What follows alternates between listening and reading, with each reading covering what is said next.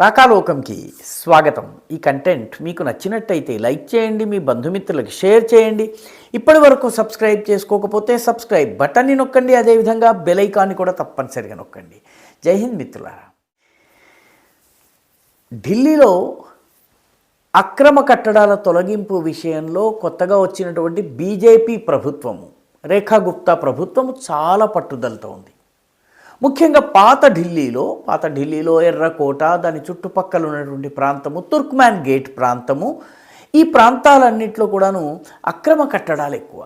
అక్కడ అక్రమ మతపరమైనటువంటి కట్టడాలు, దాని చుట్టూ రకరకాల హోటళ్ళు, restaurants, diagnostic centres, banquet halls, పెద్ద పెద్ద కట్టడాలు, చిన్న చిన్న గుడిసెలు, ఇవన్నీ కూడా వస్తాయి. ఈ పెద్ద పెద్ద కట్టడాలని తొలగించడానికి వచ్చేటప్పటికి చిన్న చిన్న గుడిసెల్ని అడ్డం పెట్టేసేసి తప్పించుకునే ప్రయత్నం చేస్తారు. అంతేకాకుండా ఈ తొలగింపు చేయడానికి వచ్చేసరికి వీళ్ళు మతం జెండాను ఉపయోగిస్తారు. మతం జెండాని తీసుకుని ఏకంగా మతపరమైనటువంటి వివక్ష చూపుతున్నారు, మా మతం పట్ల అన్యాయం జరుగుతోంది, మైనారిటీల్ని అణిచివేస్తున్నారు అని చెప్పి కన్నీళ్లు కార్చేయటం మొదలు పెడతారు. కెమెరాల్ని చూడంగానే వాళ్ళల్లో ఉన్నటువంటి నటీనటులందరూ కూడాను ఒక్కసారిగా బయటకు వస్తారు. చాలా పెద్ద ఎత్తున నాటకం జరుగుతుంది. ఆ తరువాత గంటకి లక్షల రూపాయలు వసూలు చేసే వకీళ్ళు వీళ్ళ కోసం కోర్టుల్లో వాదిస్తారు. దేశవ్యాప్తంగా ఆక్రమణదారులందరి కథ ఇదే.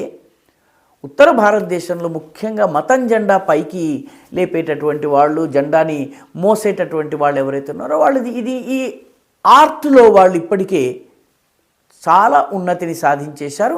ఎలా ఏడవాలి, ఎలా కన్నీళ్లు కార్చాలి, ఎలా విక్టిమ్హుడ్ని ప్లే చేయాలి, ఎలా కోర్టుల దగ్గరికి వెళ్ళాలి, ఎలాగా పోలీసులు కానీ భద్రతా దళాలు కానీ వస్తే వాళ్ళ మీద దాడి చేయాలి, ఇవన్నీ వాళ్ళకి బాగా ఈ విద్య అలవాటైపోయింది. దశాబ్దాల కొద్దీ దేశంలోని కుహనా సెక్యులరిస్టు రాజకీయాల వల్ల ఇది అలవాటైపోయింది. అయితే ప్రస్తుతం ఢిల్లీలో ఉన్నటువంటి రేఖా గుప్తా ప్రభుత్వము ఒక ఎక్కువే చదివినటువంటి రాజకీయవేత్త. ఆమె యోగి ఆదిత్యనాథ్ నుంచి చాలా విషయాలు నేర్చుకున్నారు. యోగి ఆదిత్యనాథ్ అందరికన్నా ఇష్టమైన ముఖ్యమంత్రి, రాజకీయ నాయకుడు యోగి ఆదిత్యనాథ్ని స్పష్టంగా చెప్పినటువంటి వ్యక్తి రేఖా గుప్తా ఢిల్లీలోని తుర్క్మాన్ గేట్ ప్రాంతంలో, ఢిల్లీలో ఎర్రకోటకి దగ్గరలో ఉండేటటువంటి పాత ఢిల్లీ ప్రాంతం ఏదైతుందో అక్కడ ఉన్నటువంటి ఆక్రమణల్ని తొలగించాలని కంకణం కట్టుకున్నారు. నవంబర్ 2025లోనే హైకోర్టు ఆ చుట్టుపక్కల ప్రాంతాల్లో, తుర్క్మాన్ గేట్ చుట్టుపక్కల ప్రాంతాల్లో ఉన్నటువంటి అక్రమ ఆక్రమణల్ని తొలగించాలని ఆదేశాలు జారీ చేసింది. ఆ తరువాత ఢిల్లీ ప్రభుత్వం నోటీసులు జారీ చేసింది. ఆ స్థానికంగా ఉన్నటువంటి పెద్దల్ని, అమన్ కమిటీస్ అంటారు వాటిని, అంటే పీస్ కమిటీస్ అనమాట. ఈ పీస్ కమిటీ నాయకులతో చర్చలు జరిపింది. వీళ్ళందరూ ఇక్కడి నుంచి వెళ్ళిపోవాలి, అక్రమ కట్టడాలు వీటిని తొలగించినట్టయితే స్కూళ్లను, మిగతా సదుపాయాల్ని ఏర్పాటు చేయడానికి వీలుంటుంది అని చెప్పింది. అందరూ అంతా ఒప్పుకున్నారు. డిసెంబర్ 7వ తారీఖున ఢిల్లీ మున్సిపల్ కార్పొరేషన్, ఢిల్లీ ప్రభుత్వం యొక్క బుల్డోజర్లు వచ్చేటప్పటికి మాత్రం కథ మారిపోయింది. ఎప్పట్లాగానే రాళ్ళు రువ్వేటటువంటి మూకలు రెడీ అయిపోయినాయి. ఎప్పట్లాగానే బుల్డోజర్లను ధ్వంసం చేసేటటువంటి మూకలు రెడీ అయిపోయినాయి.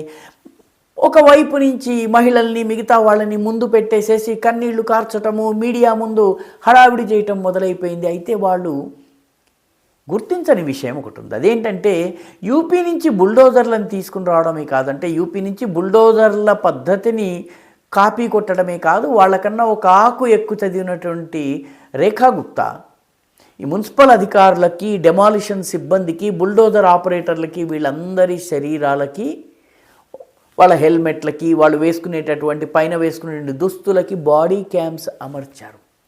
బుల్డోజర్లని చూశారు కానీ బాడీ క్యామ్స్ని చూడలేదు. అల్లరి మూకలు వాళ్ళు విసురుతున్న రాళ్ళు విసురుతున్నప్పుడు వాళ్ళ ముఖాలు, వాళ్ళ చేతులు, వాళ్ళ సర్వస్వము బాడీ క్యామ్లో రికార్డ్ అవుతున్న విషయం వాళ్ళకి తెలియదు. ఎర్రకోట దగ్గర ఉన్నటువంటి ఫైజే ఇలాహీ అనే మసీదు ఉంది. ఈ మసీదు చుట్టుపక్కల 38,640 చదరపు అడుగుల అక్రమ కట్టడాలున్నాయి. ఇదంతా ప్రభుత్వ భూముల మీద కట్టినటువంటివి. దీనిలో బ్యాంకెట్ హాల్స్ ఉన్నాయి, డయాగ్నాస్టిక్ సెంటర్స్ ఉన్నాయి, మెడికల్ హాల్స్ ఉన్నాయి, హాస్పిటల్స్ ఉన్నాయి, మద్రసాలు ఉన్నాయి, అనేక ఇతర కట్టడాలు ఉన్నాయి. వీటన్నిటినీ తొలగించడానికి వెళ్ళేసరికి వాళ్ళు రాళ్ళు తీసుకుని రెడీ అయ్యారు.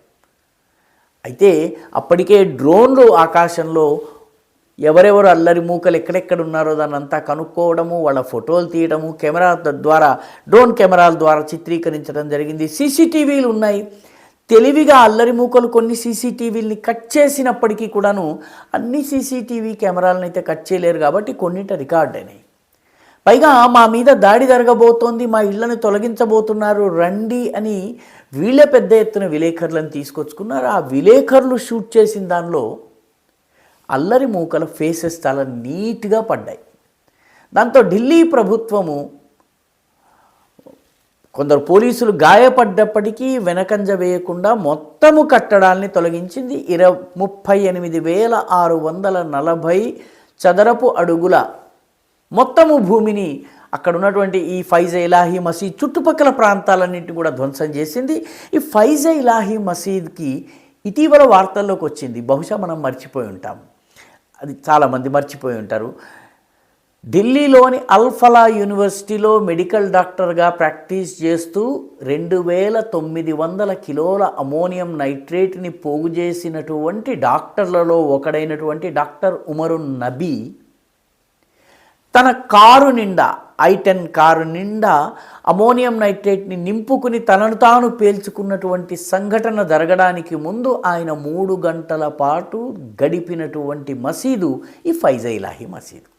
కాబట్టి దాని చుట్టుపక్కల ఉన్నటువంటి ఈ కట్టడాల్ని తొలగించటము, ఈ అక్రమ కట్టడాల్ని తొలగించటము, చుట్టుపక్కల అక్రమ కార్యకలాపాలు, అవినీతి కార్యకలాపాలు, అసాంఘిక కార్యకలాపాలు, దేశ వ్యతిరేక కార్యకలాపాలని నిరోధించే దిశగా చాలా అవసరం. పోలీసులు గాయపడ్డప్పటికీ ఈ మొత్తము పనిని చేశారు. ఇప్పటికీ ఈ బాడీ క్యామ్ల ఆధారంగా 30 మంది అల్లరి మూకల్ని గుర్తుపట్టారు. 16 మంది ఆల్రెడీ అరెస్ట్ అయ్యారు.